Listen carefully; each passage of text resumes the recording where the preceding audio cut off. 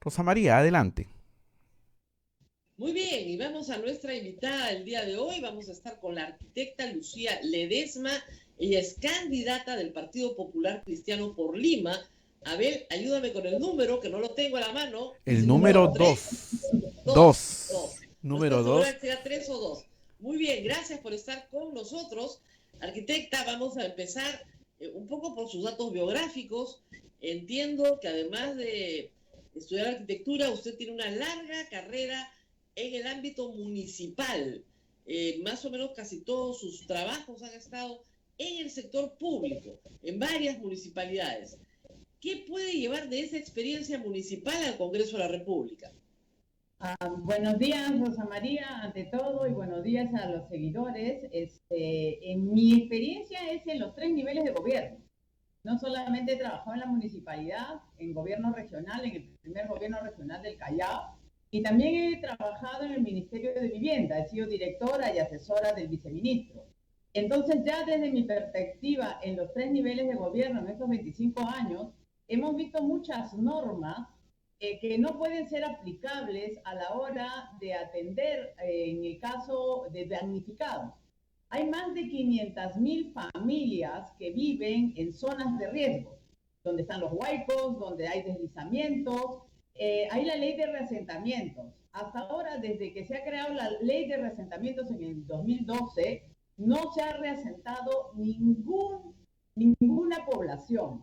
¿Por qué? Porque es inaplicable. Porque solamente comienzas y beneficias a 3 o 4, ¿no? Y el resto no, porque muchos falta saneamiento de papeles, saneamiento, la informalidad es muy grande. Y las leyes están creadas solamente para los formales, pero como tenemos un gran porcentaje de informales, no puede ser aplicable. Es por eso que todavía tenemos pendientes de atender a damnificados del terremoto de Pisco de 2007. Tenemos damnificados del terremoto del Colca, también que no se han atendido, y finalmente del fenómeno del Niño, que todavía estamos ahí tratando de ayudarlos. Más de 500.000 familias que no pueden ser reubicadas. Tengo también, de acuerdo a su currículum, veo que usted tiene interés en todo lo que son monumentos arqueológicos, desde un punto de vista arquitectónico, que es muy interesante. Una de las propuestas para rescatar monumentos arqueológicos es establecer convenios con el sector privado, como lo que sucede en Lima con la Huaca Puyana. Un proyecto de ley se llegó a aprobar como decreto legislativo a finales del gobierno de Antumala y lamentablemente el Congreso lo derogó luego de una presión enorme en el Cusco. ¿Qué opina usted de este rescate de monumentos arqueológicos de la mano del sector privado cuando el Estado no puede llegar y darle sostenibilidad en el tiempo, sobre todo? Yo estoy a favor porque este ejemplo de la empresa privada en los monumentos no solamente, o sea, se da en varias partes del mundo, ¿no? Porque en realidad tienes que tener una actividad. El monumento te requiere un mantenimiento constante. Ahorita lo único que tenemos son casonas deterioradas, pero con el tiempo siguen deteriorándose, con los sismos siguen deteriorándose y no hay nadie que actúe. Y efectivamente no hay capacidad de parte del gobierno. Pero hay una interesante experiencia en el Colca. Cuando nosotros hicimos la reconstrucción de las casas del Colca, que eran de piedra, de adobe, hubo mucho la participación del Ministerio de Cultura, porque hay arquitectos que están especializados en el tema de restauración o revalorización de estos monumentos, ¿no? Entonces se hizo para que pudieran estas casas reconstruirse con el apoyo del bono del BFH, el bono familiar habitacional que tiene techo propio. Y se pudo, ¿cómo se llama? Establecer. El Estado lo puede hacer. Las casas aquellas que no requieren de uso solamente residencial, lo puede hacer a través del bono familiar de techo propio. Y aquellas que sí requieran un uso que tiene que ser compatible, no que lo deteriore, sino que lo ayude, tipo banco, tipo restaurante, ¿no? Que no tengan tanta afluencia de gente, lo puede hacer con la inversión privada. Muy bien. Y lo único que hay que poner son los parámetros urbanos y arquitectónicos para que se respeten. Nada más. Bueno, bien, ahora de la propuesta a los problemas de las candidaturas. Pues resulta que su candidatura y la de los otros compañeros de lista por Lima, de los 34, creo que solo 2 se salvaron, pues fueron observadas por el Jurado Electoral Especial por haberse inscrito a deshora, fuera del plazo, de manera incompleta además. Y esto generó que finalmente los excluyeran y que el Jurado Nacional de Elecciones dictara una resolución en última y definitiva instancia, por lo cual usted técnicamente para el Jurado Nacional de Elecciones no está postulando. El PPC fue al Poder Judicial, ha conseguido una medida cautelar que declara nula la resolución del Jurado Electoral Especial. Pero el problema es que, bueno, como usted comprenderá, no es abogada, pero le deben haber explicado que hay varios problemas. El problema es que el Jurado Nacional de Elecciones tiene que aceptar esa cautelar. Y hasta el momento el Jurado Nacional de Elecciones no la ha aceptado. Y probablemente no lo haga porque hay un artículo en la Constitución que señala que el Jurado Nacional de Elecciones es última y definitiva instancia y no cabe apelación. ¿Cómo piensan defenderse en este contexto? Mira, el Jurado Nacional de Elecciones, por lo que nos han informado, le ha pedido al Poder Judicial que precise cómo va a aplicar la cautelar si tiene un calendario electoral y para ellos el calendario ya venció. Entonces ellos están a la espera de lo que dice el Poder Judicial. Nosotros lo que estamos apelando es que se nos está haciendo una violación de los derechos en el tema de ser elegidos y de que nos elijan, ¿no? En realidad la medida fue un poco arbitraria porque no establecían horarios y finalmente nos establecieron un horario que tú sabes que las mesas de parte virtuales funcionan en el Estado hasta las 8:59 cuando tienes que presentar los documentos.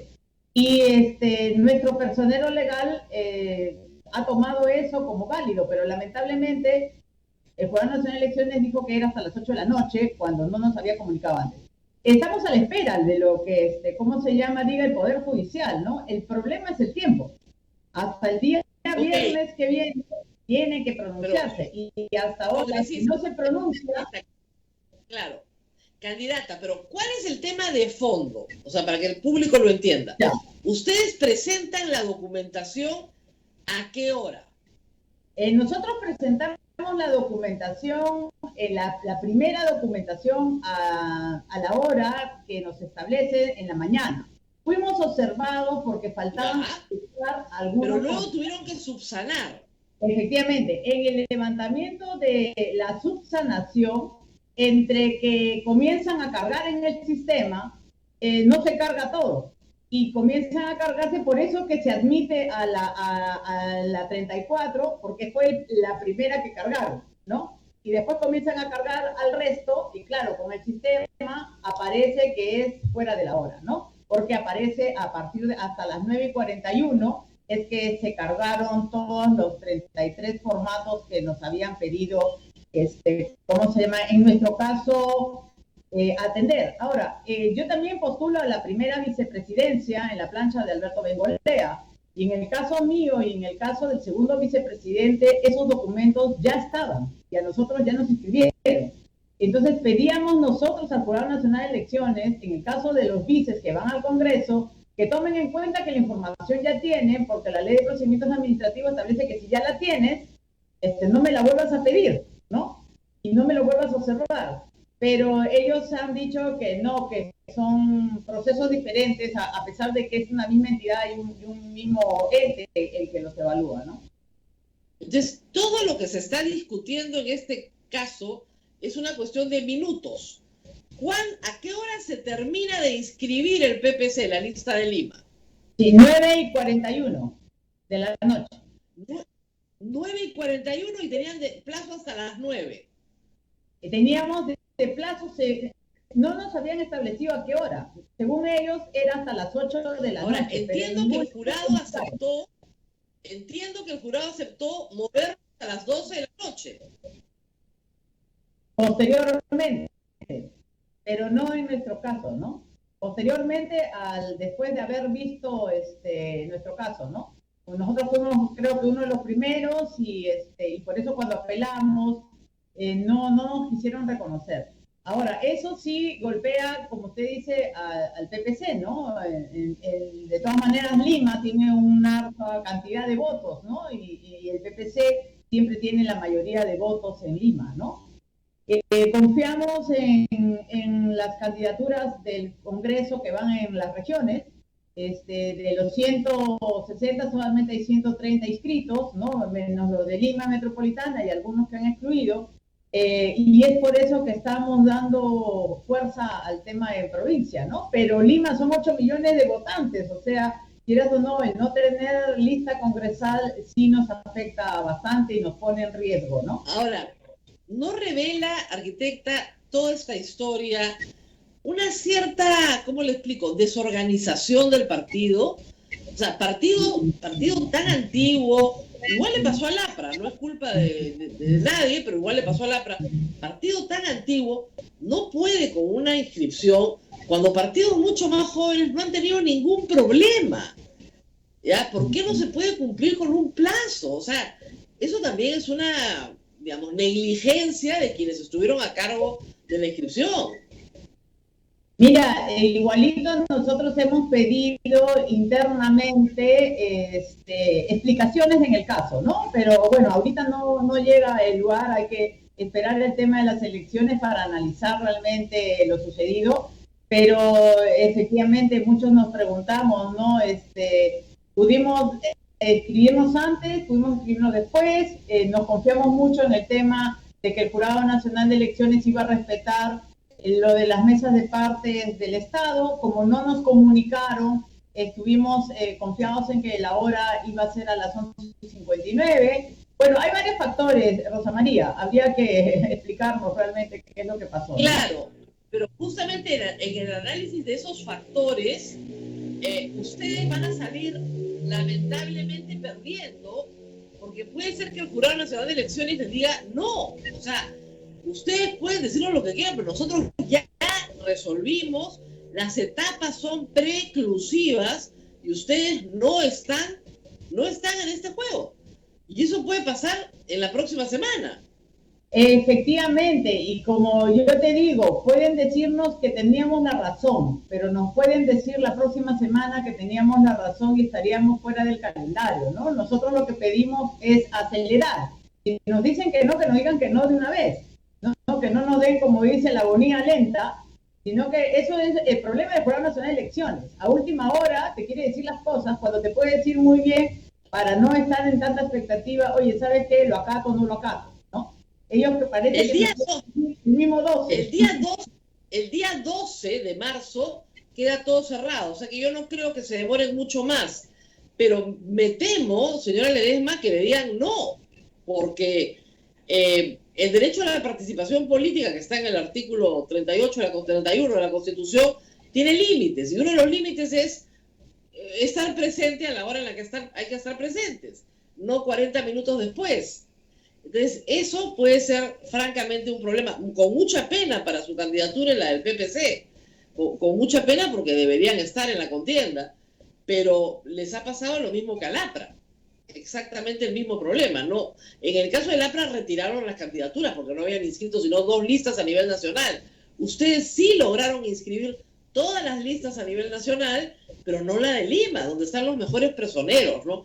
Que acá está la mejor gente, las mejores mentes jurídicas del PPC, ¿no? Y claro, se han defendido en el Poder Judicial y han conseguido una cautelar, pero es una medida muy precaria para seguir adelante con una campaña. Y tal vez el PPC pierda la inscripción. Dios no lo quiera, pero pueda pasar. Señora Ledesma, ¿qué van a hacer después? Bueno, mira, nosotros confiamos en que podamos darle con la fuerza de las candidaturas que se están moviendo a nivel, por lo menos, tener presencia partidaria, ¿no es cierto? Eso es lo que nosotros confiamos con todas las candidaturas que sí ya están inscritas. De ser contrario, bueno, tendríamos que ir repensando y reescribiendo, ¿no? Porque en realidad todo va a depender del 11 de abril y que la gente de repente nos quiera dar la parte de la representación partidaria del Partido Popular Cristiano. que a nosotros nos gustaría. ¿Por qué? Porque somos una tendencia, un partido político en el cual no hemos estado en los 2 últimos congresos que han sido desastrosos, pero creo que la posición del Partido Popular Cristiano podría equilibrar un poco las fuerzas en el Congreso. ¿Usted es militante desde cuándo? Cuéntenos un poco eso. Yo soy militante desde el 2013, pero soy simpatizante de siempre. Incluso he tenido de parte de mi familia un tío que ha sido alcalde por el PPC en Pacasmayo 2 veces, ¿no?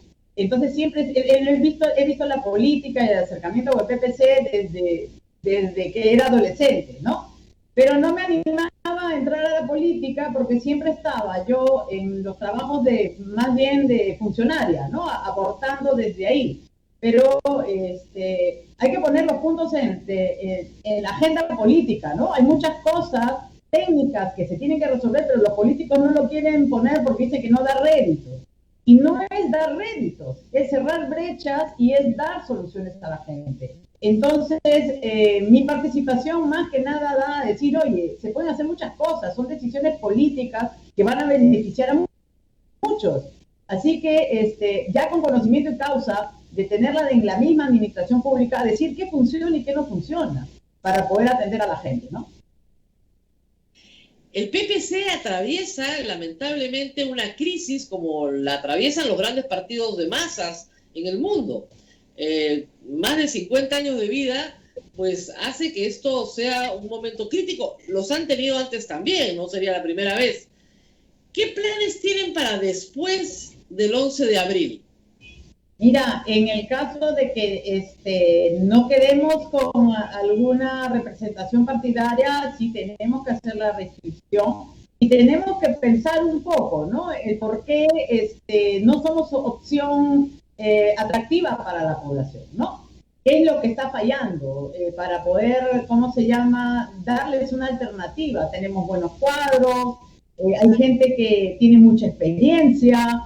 Parece que eso no es suficiente. Entonces, ¿qué es lo que realmente necesitamos para que la gente nos mire y vea que somos una opción para poder representarlos, ¿no? En el Congreso y tener también acción partidaria en las alcaldías, regiones y en la presidencia del Perú? El PPC en elecciones municipales, comunidad nacional, barría en Lima, pero barría. ¿Qué pasó? O sea, tiene que haber habido alguien que se siente a decir, bueno, ¿qué pasó? ¿Dónde están nuestros electores? ¿Los defraudamos? ¿Se murieron? ¿Son muy viejitos? ¿No atraemos al voto joven? ¿Qué nos está pasando acá? ¿Hay algún proceso de reflexión interna? Mira, nosotros esperamos ahorita que terminen las elecciones para entrar, ¿no? Entrar a tallar, y no solamente acá en Lima, sino a nivel de todo el Perú, ¿no? En las regiones. También teníamos, por ejemplo, como yo te digo, en La Libertad mi tío arrasó 2 veces, ¿no? Entonces había que ver qué es lo que está pasando también en las regiones, ¿no? Para ver la necesidad, si realmente nuestros planes calan sobre todo a la gente de provincias y acá en Lima también. O sea, además hay un problema complicado. O sea, Alberto Bengolea en las elecciones de enero del 2020, él solo es uno de los candidatos más votados de Lima. Y tienen candidatos, uno de los candidatos más votados de Arequipa es del PPC. Pero como el partido en todo el Perú no logra pasar el 5%, simplemente todas esas candidaturas no pueden entrar. Y es algo dramático tener candidatos muy buenos, con nichos de votos, pero que por el sistema no logren pasar. Entonces, tú lo has dicho. Tú lo has dicho.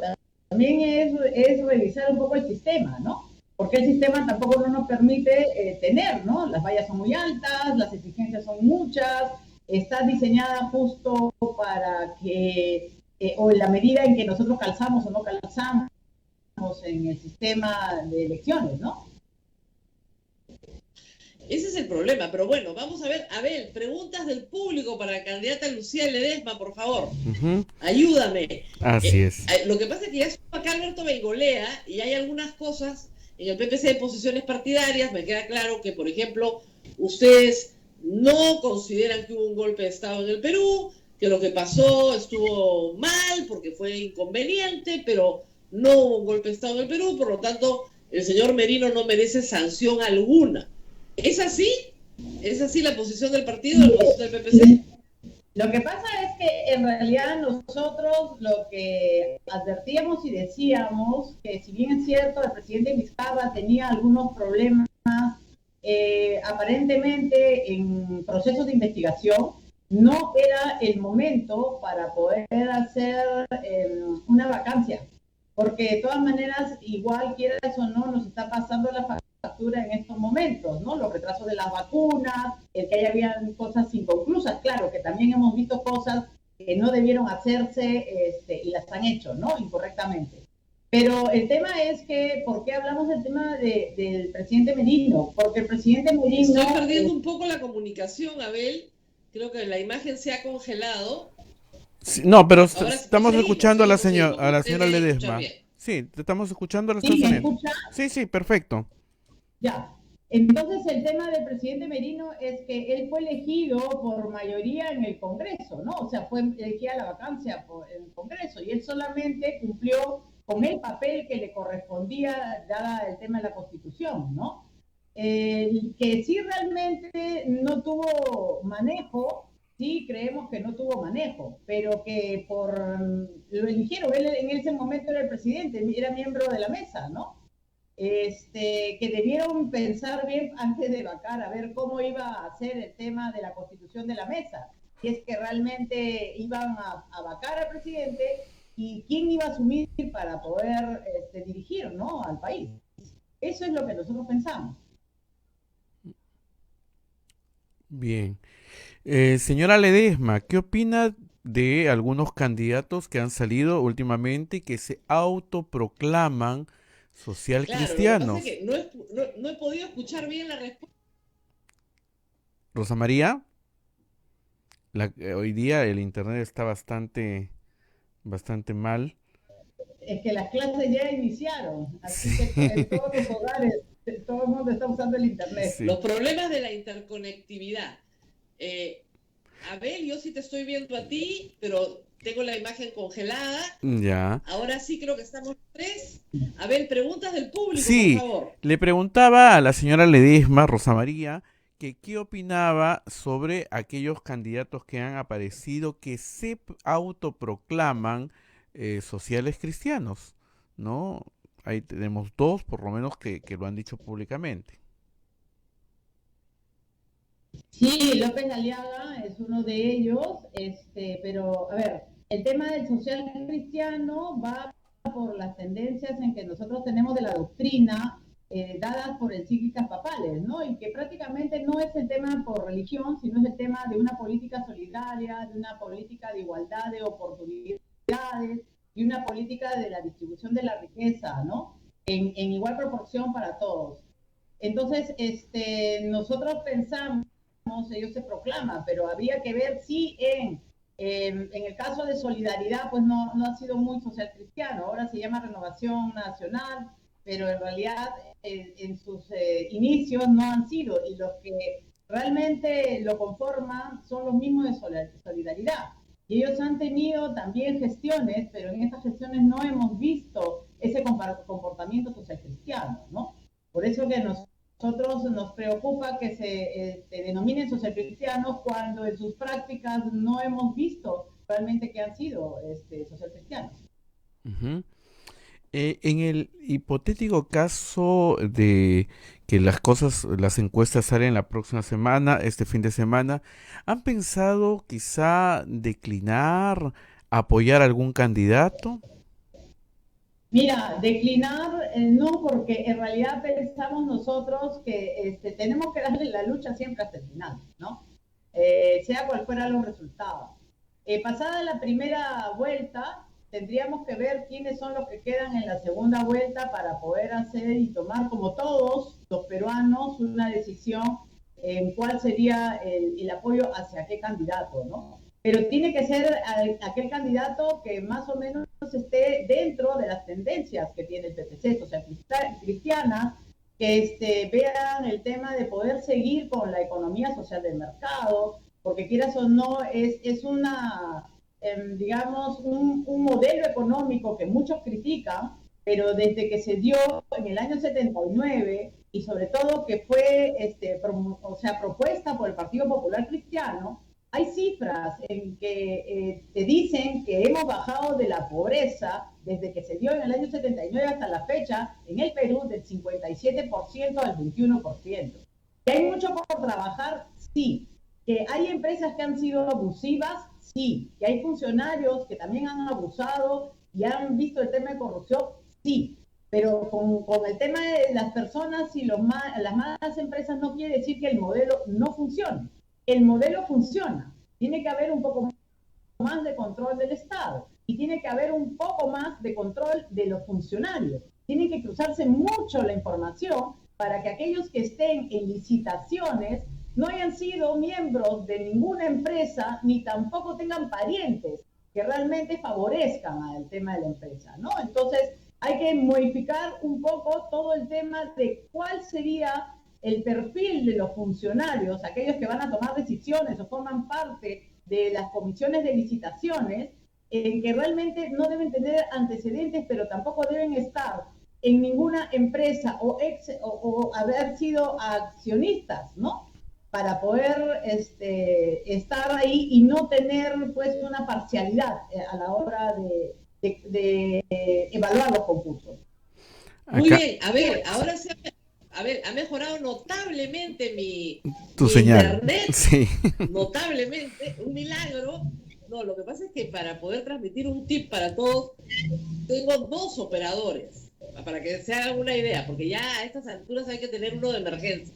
Entonces, he cambiado, apreté un botón y cambié. Muy bien, lo que le decía a la candidata Ledesma es que probablemente ustedes se han ubicado un poco más a la derecha en el espectro político, y ese espacio está muy lleno. Ese espacio ya tiene a Keiko Fujimori, ya tiene a López Aliaga, ya tiene a Hernando de Soto, y ustedes llegan como lo ya visto, como ya lo que no tiene novedad. Y Aliaga es mucho más disruptivo incluso que Keiko Fujimori, insulta, miente, pero llama la atención. ¿Qué ha pasado con la campaña que no logra prender, que no logra llamar la atención? Alberto Bengolea ha tratado en todo momento de decir disruptivo y a veces dice barbaridades porque por lo menos lo miren, ¿no? No los están mirando. Usted es arquitecta. ¿Cómo hacer para que le miren la casa? No le miran la casa. Y bueno, como te digo, estamos, ahorita depende del día 12, porque una cosa es la estrategia con Lima y otra cosa es la estrategia sin Lima, ¿no? Okay. Hemos estado sin Lima, pero tenemos que reforzar el tema del voto en Lima, sin Congreso o con Congreso, porque lo que ha hecho Alberto Bengolea es ir a reforzar en provincias, ha ido por todo el sur, ha estado en el norte, pero falta el tema del refuerzo y la campaña recién la ha arrancado ahora en Lima, ¿no? Ayer hemos estado en el Callao, ha habido buena aceptación del Callao. Hoy día está en San Juan del Lurigancho, ¿no? Entonces él está bajando a Lima porque, acuérdate, él ha sido el más votado en Lima y de todas maneras está haciendo recordar a la gente en Lima que los votos le den al PPC para tener por lo menos la presencia partidaria, ¿no? Que es lo que queremos nosotros en el Congreso en estos momentos, ¿no? Porque usted comprenderá que hay un votante estratégico que dice, bueno, si el PPC no va a pasar la valla, entonces mejor voto por algo que se parezca al PPC. Y ese votante se va. ¿Qué mensaje hay para ese votante estratégico que dice, no creo que pasen la valla? Que lo intente. Nosotros pensamos que realmente podemos tener presencia partidaria. Es un 5%, un 6%. No le vamos a quitar a nada, pero que nosotros tenemos buenos cuadros. Carlos Neuhaus, si ustedes lo recuerdan, es un PPCista que tuvo su encargo en Juegos Panamericanos y lo hizo bien. Quien te habla tuvo todo el encargo de la infraestructura del Fondo Monetario Internacional y Banco Mundial, y ahí lo tienes en el Centro de Convenciones y el Banco de la Nación. Entonces, cuando nos han dado los encargos, los han dado bien. Entonces, vamos a representarnos bien en el Congreso. Y por eso necesitamos, voten por nosotros. En la primera vuelta se elige candidatos al Congreso. Con tantos candidatos presidenciales, en la primera vuelta no va a haber candidatos presidenciales. Vamos a ir necesariamente a la segunda vuelta.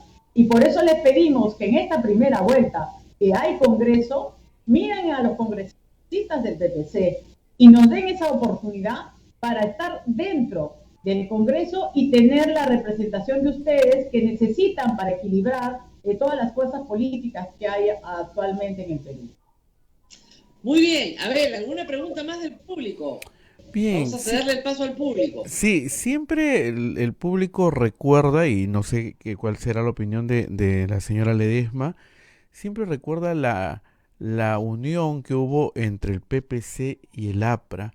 ¿Ustedes creen que ese fue el momento más crítico que ha tenido el PPC y que ahora todo el mundo se lo refriega en la cara?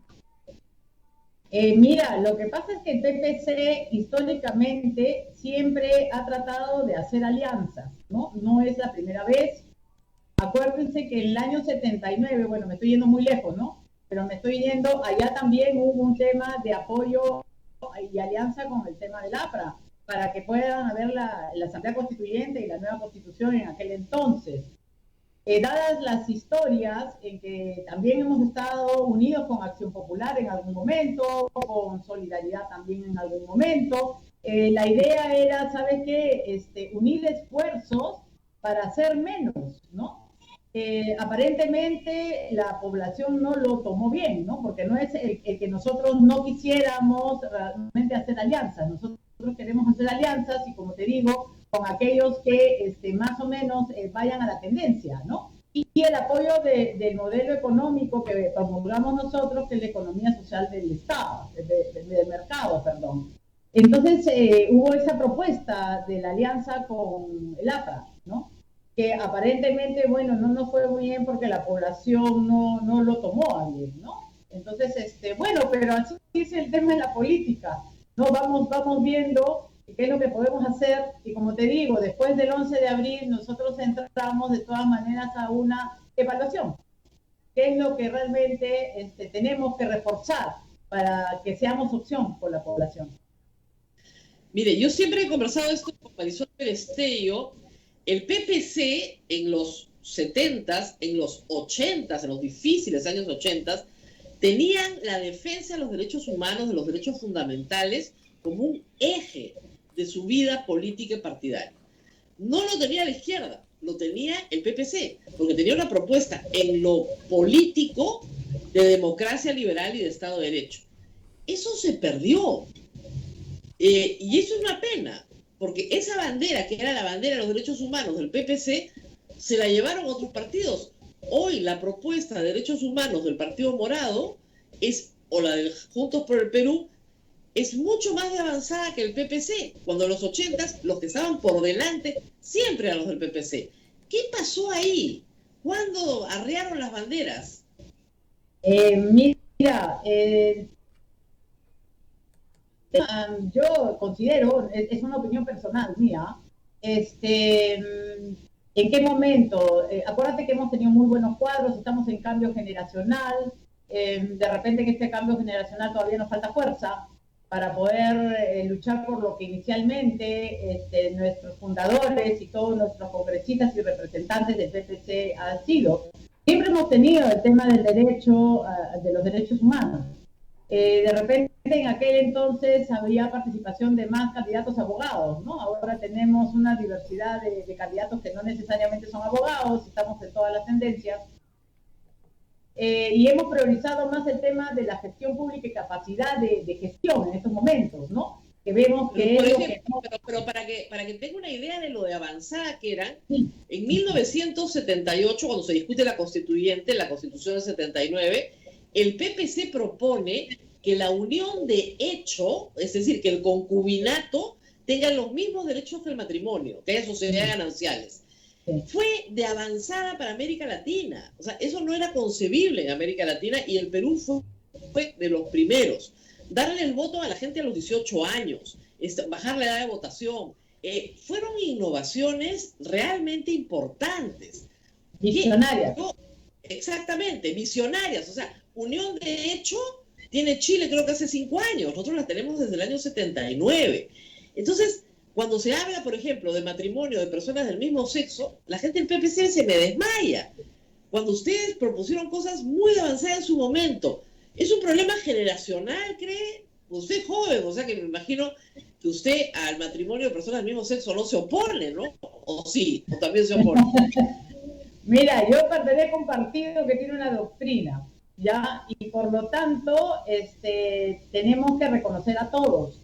Lo que queremos nosotros es que sea a partir, como tú dices, el tema de derechos, ¿no? Que tengan derechos como el tema de la convivencia, ¿no? Son derechos, como le llames, pero en este momento el tema de ponerle matrimonio, hay un concepto muy ideológico, cultural y religioso que hay que tener mucho cuidado. Por eso que nosotros pensamos, hay que reconocerlo, sí, que todos tengan los derechos en la sociedad, sí. ¿Por qué vamos con la unión civil? Porque, como tú dices, vimos el tema de la convivencia y que las normas ya están dadas, simplemente hay que agregarles algunas cosas para que sean no solamente del mismo sexo, sino de distintos sexos, ¿no? Y es su reconocimiento en la sociedad. Y que va a ser progresivo, ¿no? Directamente, pero en el PPC, como te digo, vamos a más a una unión civil que a un matrimonio civil, ¿no? Para personas... Es que le digo, hace 10 años, usted le decía a Alberto Bengochea unión civil cuando era congresista y se desmayaba. Ahora ya caminó un poquito más hacia la unión civil, ya. Pero igual es lo mismo, o sea, lo que no quieren, igual que el señor López Aliaga, es reconocer que dos personas del mismo sexo pueden amarse y vivir juntas. Quieren hacer una unión solidaria para que te cases con tu mamá, para que hagas, no te cases, ¿no? Para que hagas una especie de sociedad de gananciales con quien tú quieras, con tu hermano. Eso no es lo que están pidiendo. Lo que están pidiendo es un reconocimiento igualitario, exactamente igual, en derechos y en reconocimiento simbólico. Y el PPC no puede, o sea, no puede, es increíble, no puede. Cuando ustedes fueron los que propusieron la legalización de la unión de hecho, que en el año 79, créame, era un escándalo legalizar la unión de hecho. Era un escándalo, era legalizar, y se les dijo, están legalizando el concubinato. Y eso hicieron. Ustedes abolieron en la Constitución, abolieron el término hijo ilegítimo de la legislación peruana. Lo abolieron. Le dieron los mismos derechos a los hijos nacidos dentro del matrimonio que fuera del matrimonio. Le digo, desde el punto de vista de familia, las propuestas del PPC fueron revolucionarias. ¿Qué pasó? Me provoca ir a darles yo ahí una sesión. ¿Qué les pasó?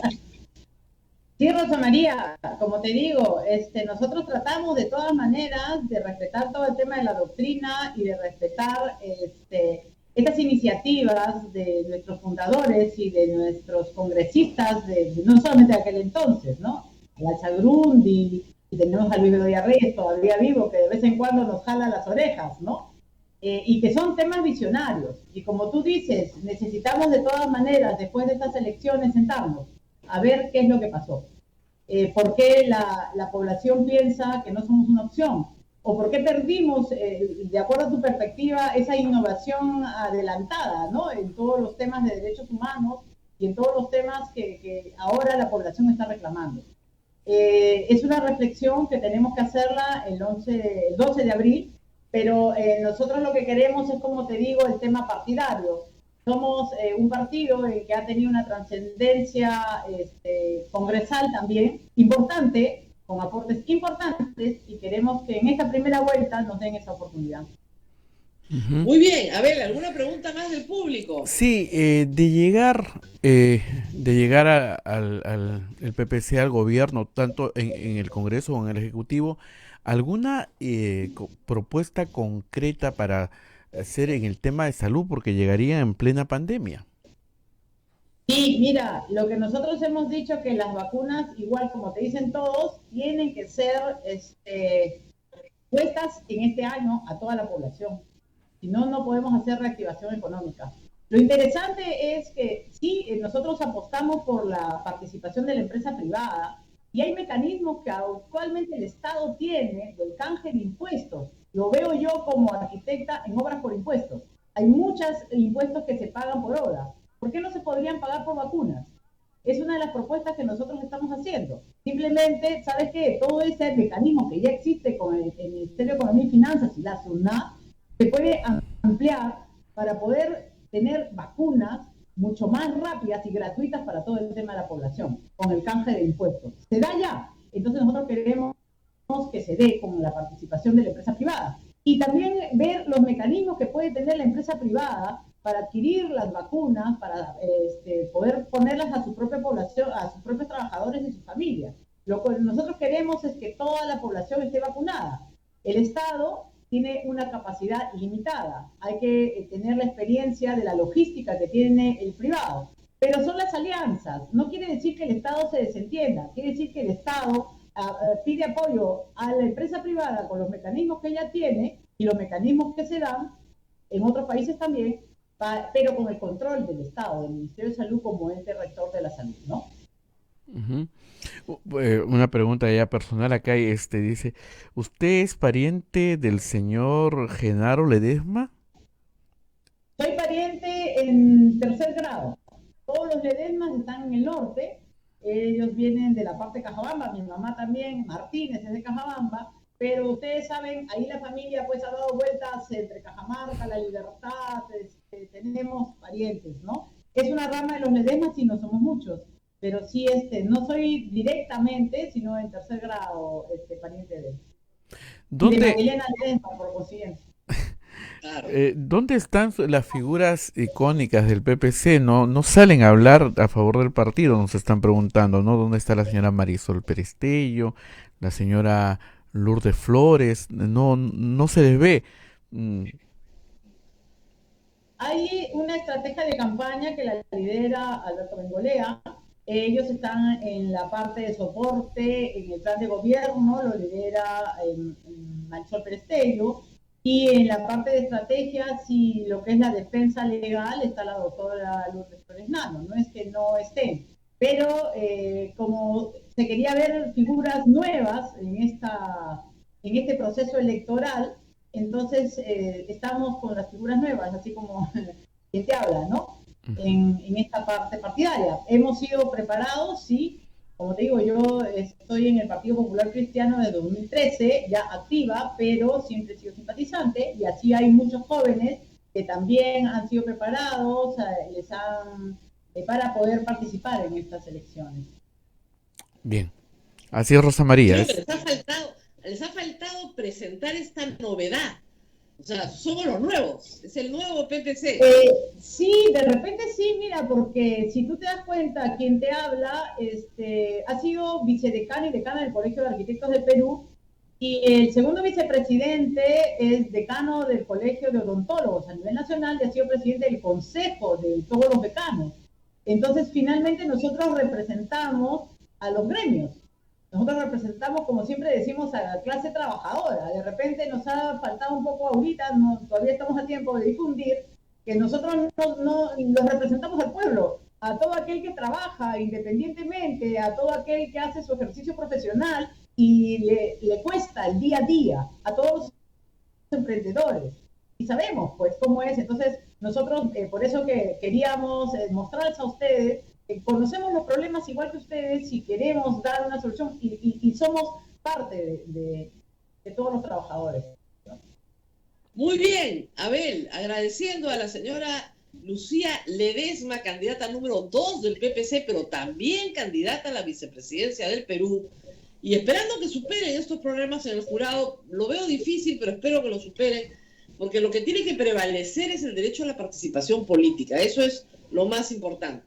Prevaleciendo eso, podemos elegir mejor. Gracias por estar con nosotros esta mañana. Muchas gracias a ti, Rosa María. Muchas gracias a todos tus seguidores. Ya nos vemos. Hasta luego. Chao, chao. Muchísimas gracias a la señora Ledesma, Rosa María. Pero ahora está saliendo limpia.